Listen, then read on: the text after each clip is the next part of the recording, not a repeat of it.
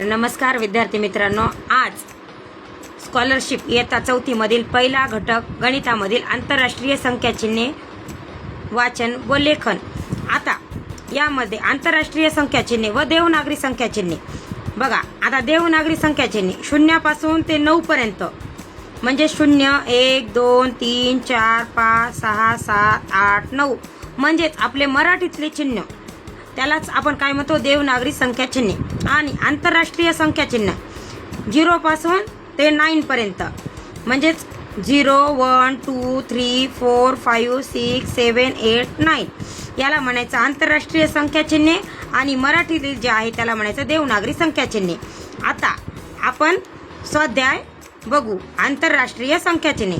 आता नमुना प्रश्न क्रमांक 1.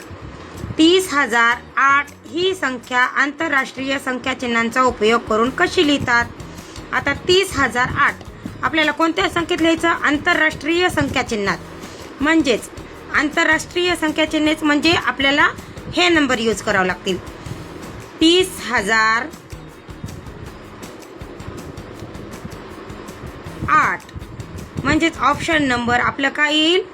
3 हे बरोबर येईल. त्याच्यानंतर